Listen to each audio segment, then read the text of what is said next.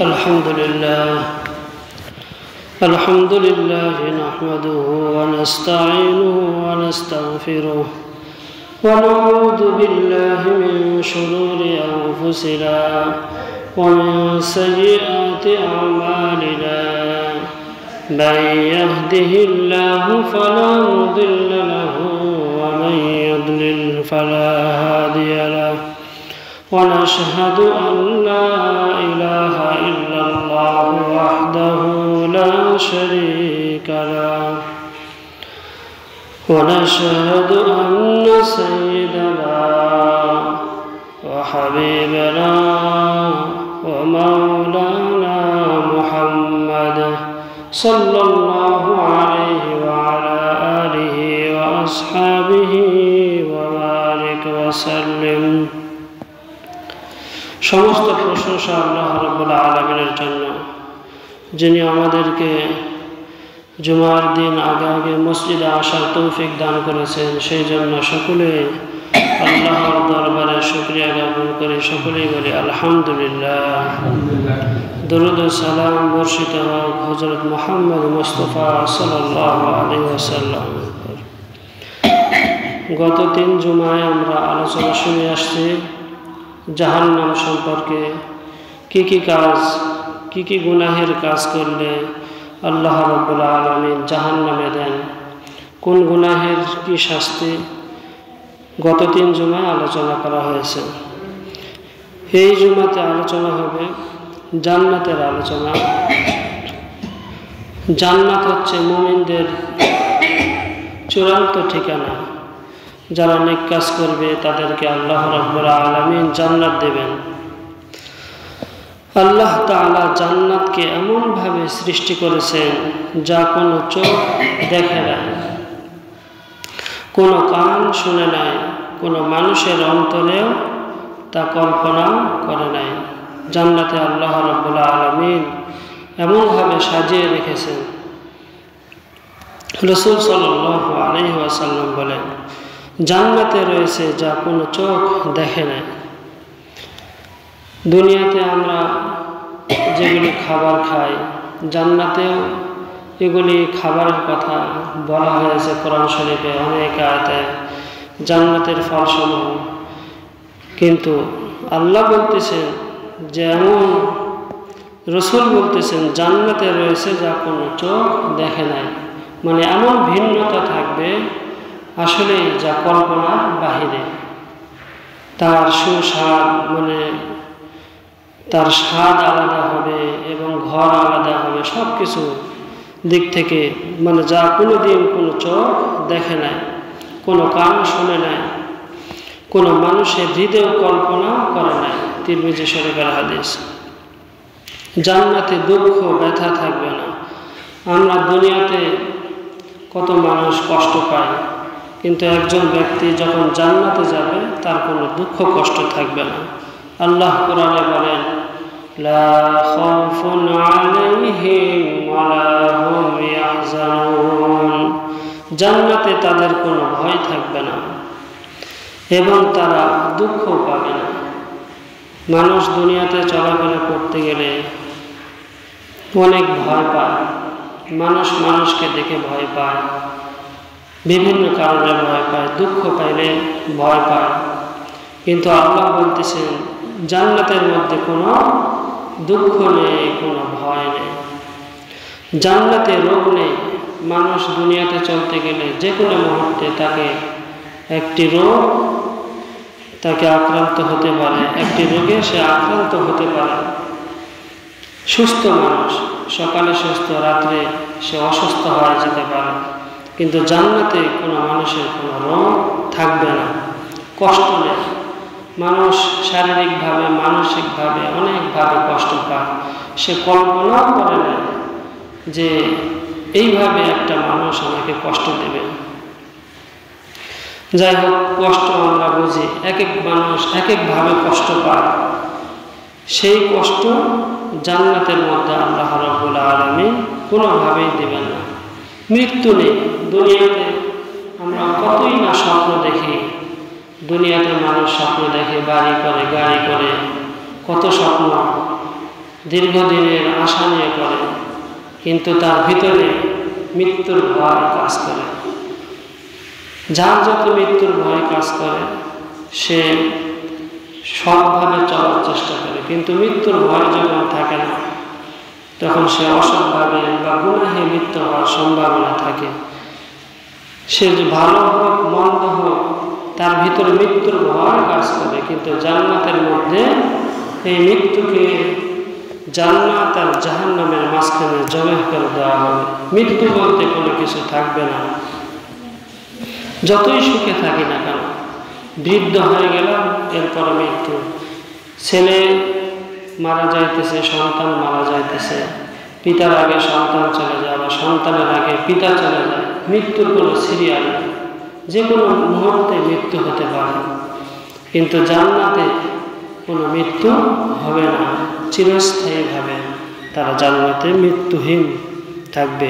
দুঃখ নেই, কোনো কষ্ট নেই, চোখে পানি নেই। মানে জান্নাত এমন শান্তির জায়গা যে মানুষ কান্না করে। কখন কান্না করে? যখন কষ্ট পায় তখনই কান্না করে।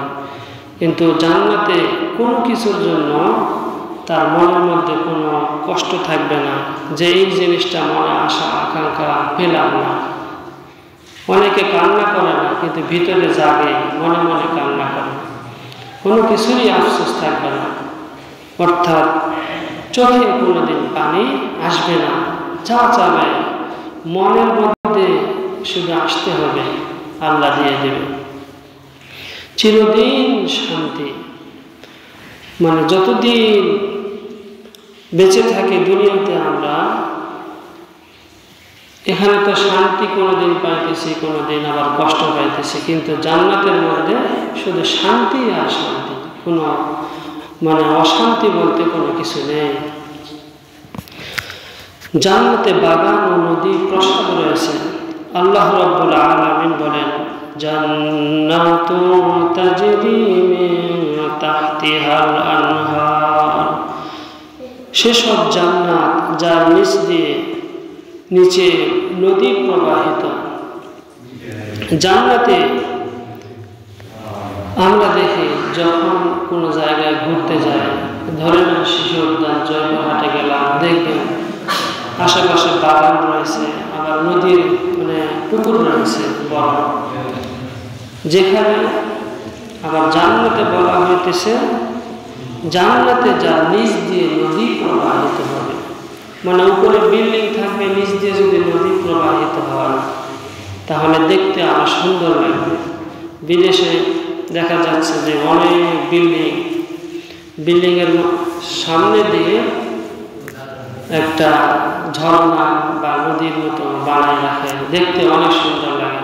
কিন্তু আল্লাহ রাব্বুল আলামিন বলতেছেন জান্নাতটাকে এমনভাবে সাজানো হবে যা নিচ দিয়ে নদী প্রবাহিত হবে, দেখতে আরো সুন্দর লাগবে।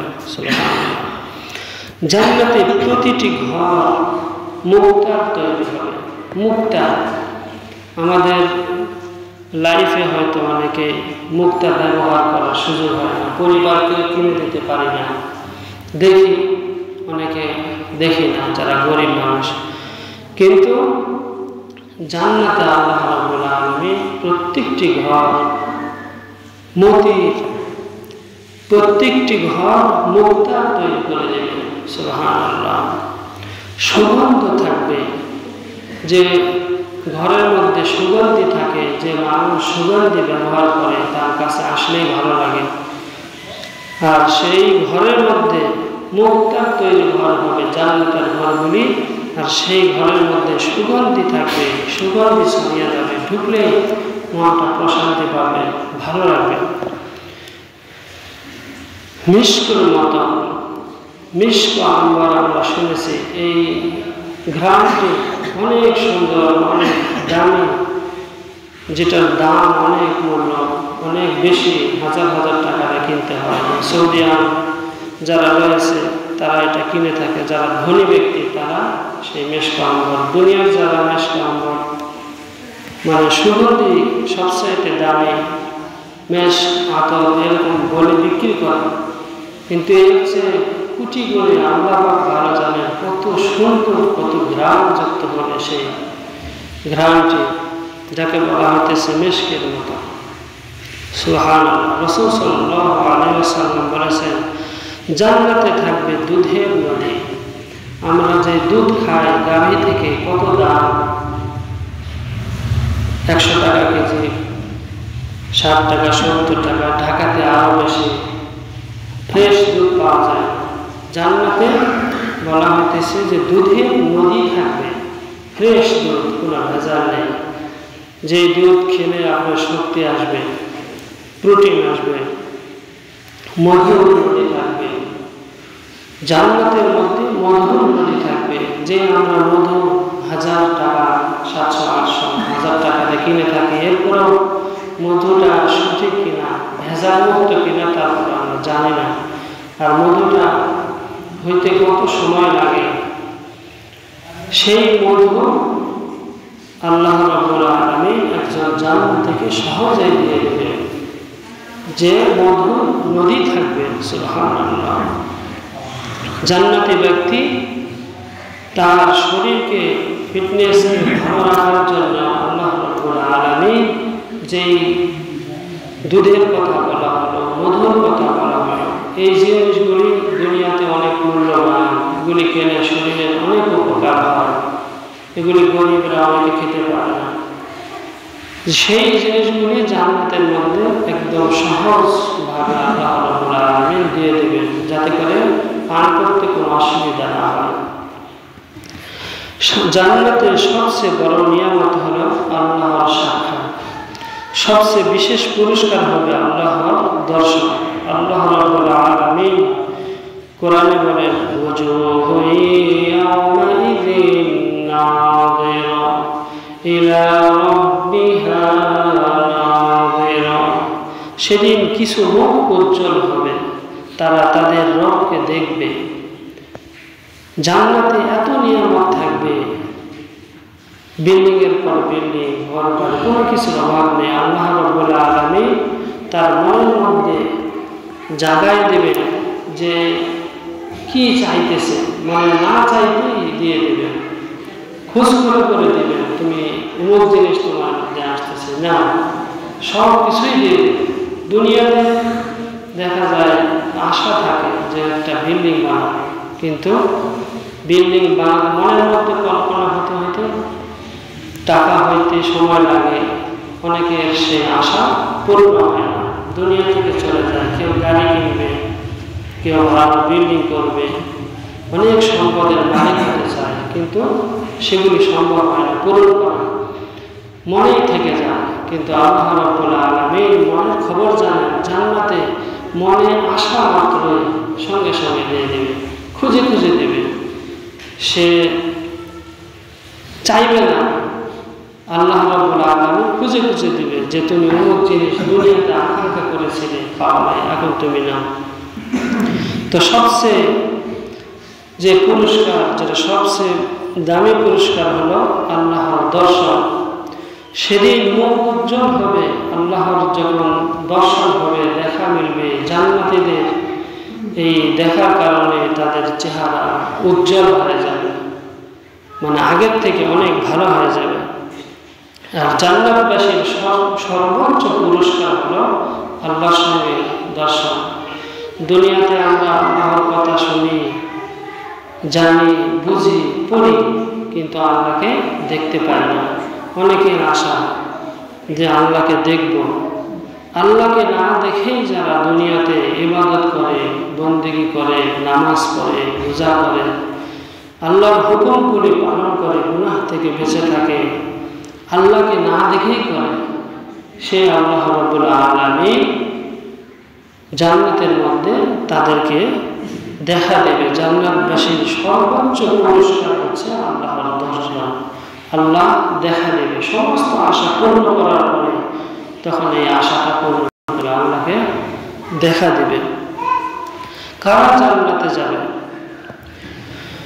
হাদিসে এসেছে, যারা 5 ওয়াক্ত নামাজ ঠিক মতো আদায় করে, যারা 5 ওয়াক্ত নামাজ ঠিক মতো আদায় করে। এই যে জান্নাতের কথা শুনলাম, দুধের নদী, মধুর নদী, হ্যাঁ, আর মনে মুক্তা দিয়ে আল্লাহ রাব্বুল আলামিন জান্নাতকে বানানো কত কি মনে চাইতেছে জান্নাত আমরা সকলেই পাব, কিন্তু আল্লাহ শর্ত দিয়ে রাখছে কি যে আল্লাহ বলতেছে যে 5 ওয়াক্ত নামাজ ঠিকমতো যারা পড়বে আদায় করবে তারাই জান্নাতে যাবে। আচ্ছা বলুন তো আমাদের সমাজে আমাদের মধ্যে কয়জন 5 ওয়াক্ত নামাজ পড়ি? এক ওয়াক্ত পড়লে আর এক ওয়াক্ত পড়ে না, ফজরের ওয়াক্ত দেখা যাচ্ছে যে অনেকে আসে না। আবার নামাজ পড়তে যেগুলি প্রয়োজন কোরআন সহি করতে হবে এগুলি আমরা শিখতেছি না। জান্নাত দিবে, এত একটা দামি জিনিস দিবে, কিন্তু দামি জিনিস নিতে গেলে আল্লাহ রাব্বুল আলামিনকে না দেখে বিশ্বাস করে এই কাজগুলি করতে হবে, তাহলে আল্লাহ রাব্বুল আলামিন জান্নাত দিবে। 5 ওয়াক্ত নামাজ জামাতের সহিত আদায় করতে হবে। যে 5 ওয়াক্ত নামাজ পড়ে সে জান্নাতে যাবে নিশ্চিত।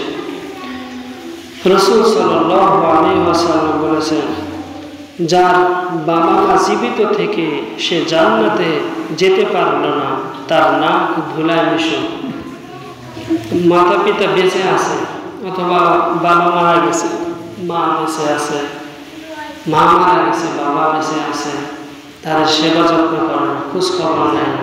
হতে পারে সন্তানকে ঠকাই দিয়েছে, জমি দেয় না ঠিক মতো এক সন্তানকে দেখতেছে আর এক সন্তানকে দেখতেছে না, মনের ক্ষোভ নিয়ে পিতা মাতার সেবা যত্নটাও ঠিক মতো করে না।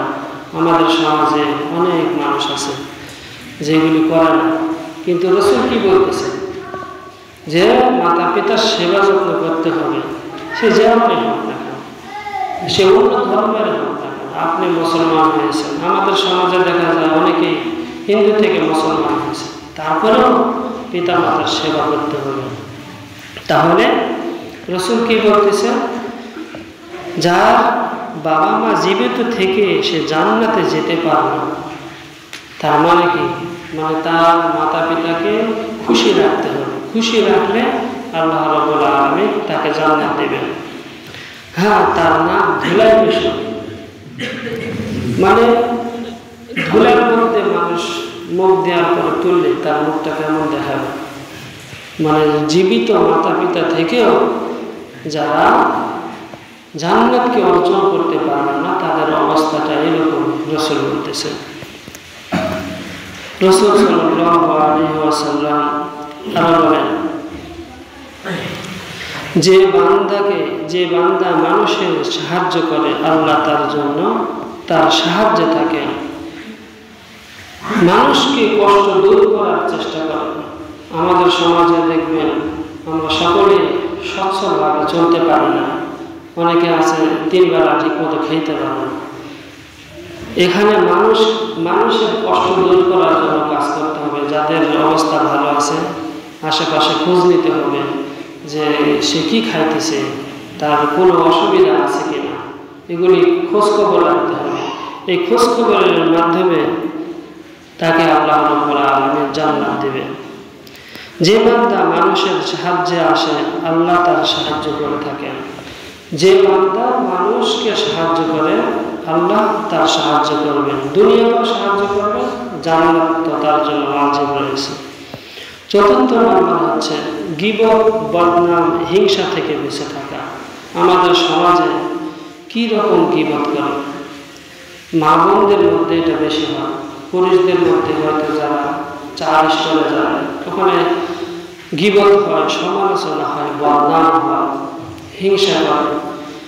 এগুলোর থেকে যারা বেঁচে থাকবে আল্লাহ রাব্বুল আলামিন জান্নাত দেবেন। যে জান্নাতের কথা বলা হলো, যে জান্নাত কত সুন্দর হবে, মণিমুক্তার তৈরি, দুধের নহর, মধুর নহর, আল্লাহর সাথে দেখা দেওয়া, সাক্ষাৎ, এত কিছু আল্লাহ দেবেন। কিন্তু শর্ত হলো এই কাজগুলি করতে হবে, গীবত থেকে বেঁচে থাকতে হবে। 5 নম্বর হচ্ছে জান্নাতে প্রবেশের আমল, তাওহীদে আল্লাহর ইবাদত। যারা শিরিক থেকে বেঁচে থাকবে জান্নাত তাদের জন্য, শিরিক থেকে বেঁচে থাকবে। আমাদের মধ্যে অসুস্থ হয়ে গেছে, সুস্থ হওয়ার পরে বলতেছে ডাক্তার, অমুক ডাক্তার এত ভালো, এত চিকিৎসা সুন্দর দিয়েছে, ওই ওষুধটা খেয়ে আমি ভালো হয়ে গেলাম। ওই ওষুধটা আরেকজন দেখা খায়, ভালো হয় না। এই যে ছোট ছোট শিরিক, মানুষের মাধ্যমে কোনো একটা বস্তুকে কথার মাধ্যমে শিরিক করে ফেলতেছে। তো এই শিরিক থেকে বেঁচে থাকতে হবে। যে কোনো সুবিধা অসুবিধার মধ্যে আল্লাহকে স্মরণ করতে হবে যে আল্লাহ আমাকে সুস্থ করেছেন। শিরিক থেকে বেঁচে থাকতে হবে। খাওয়াইতেছেন, আল্লাহ খাওয়াইতেছেন। এই যে জমি থেকে ফসল পাইতেছে, ফসল আল্লাহ যদি না দিতে, বৃষ্টি বলেন, আল্লাহ তো আপনি একটু বীজ বপন করে আসছেন, এরপরে যা কাজ করার সবটা আল্লাহ করেন। এই যে এইভাবে গভীরভাবে যারা চিন্তা ফিকির করে, এদেরকে আল্লাহ ভালোবাসেন আর তাদেরকে আল্লাহ জান্নাত দিবেন। তারাই শিরিক মুক্ত থাকতে পারবে। নিয়মিত কোরআন তেলাওয়াত করতে হবে। নিয়মিত কোরআন তেলাওয়াত করলে ইকরা ওয়াত্তাকি, কোরআনের যত আয়াত পড়বে তত উঁচু উঠবে। যে কোরআনের একটি আয়াত পড়বে একটি বিল্ডিং আসবে, আর একটি আয়াত পড়বে আর একটি বিল্ডিং উঠবে জান্নাতের মধ্যে। যার যত কোরআনের আয়াত মুখস্থ থাকবে বা যে হাফেজ হয়, সে শুরু থেকে শেষ পর্যন্ত 6666 আয়াত, সেই 6666 আয়াত মানে তালা বিশিষ্ট এরকম বিল্ডিং তাকে দেওয়া হবে। তা আমরা কোরআন থেকে কত দূরে, আমাদের সময় হয় না। এই যে জান্নাত দিবে, জান্নাতে এই যে বিল্ডিংগুলি দিবে, মানে কোরআনের আয়াত করবে, সে অটোমেটিক বিল্ডিংয়ের উপর উঠতে থাকবে। আমরা যদি কোরআন দুনিয়াতে মুখস্থ না করি, তাহলে কি সেই জায়গায় সেই পুরস্কার পাওয়ার সম্ভাবনা আছে? কীভাবে পাবো? দুনিয়াতে আমরা লাইফ শেষ করে দিতেছি যে একটা ভালো বাড়ি গাড়ি করার জন্য শেষ হয়ে যাচ্ছে। একটা বিল্ডিংয়ে অনেকে করার সৌভাগ্য হয় না। কিন্তু এই যে জান্নাতে পুরস্কার দেবে, যে এক একটা আয়াত করবে, এভাবে তার মর্যাদা বৃদ্ধি হবে, বিল্ডিংয়ের উপর উঠতে থাকবে। তো জান্নাত এত সুন্দর জায়গা, এই জন্য নামাজ পড়তে হবে, পিতামাতার সেবা করতে হবে এবং কোরআন তেলাওয়াত করতে হবে, গীবত থেকে বেঁচে থাকতে হবে। আল্লাহ রাব্বুল আলামিন আমাদের সকলকে জান্নাতের যাওয়ার আশা রেখে, আল্লাহকে ভয় করে না দেখে বিশ্বাস করে আমল করার জন্য তৌফিক দান করেন। আখির দাওয়ানা আলহামদুলিল্লাহি রাব্বিল আলামিন। আমরা যারা সুন্নাত নামাজ পড়ি না, কবরের জন্য 4 রাকাত সুন্নাত নামাজ পড়ি।